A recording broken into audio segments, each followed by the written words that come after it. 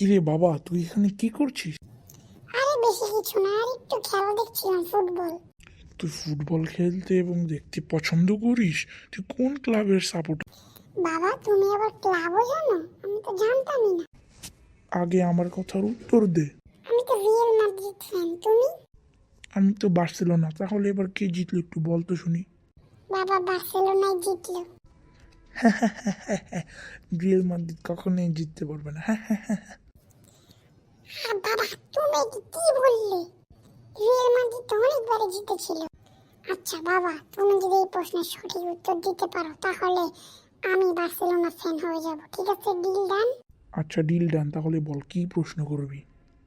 প্রশ্নটি হলো বাবা, বলো তো, 10টি মোমবাতির থেকে যদি 6টি মোমবাতি নিভে যায় তাহলে কয়টি বাকি থাকে?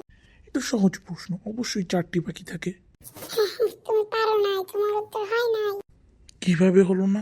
আরে 6টি মোমবাতি তো নিভেই গেল, সেই জন্য 6টি বাকি থাকে, আর বাকি 4টি তো গলেই গেল। বাবা যা, আজকে আমি তোর কাছে হার মেনে নিলাম। থাক, পরে দেখা হবে।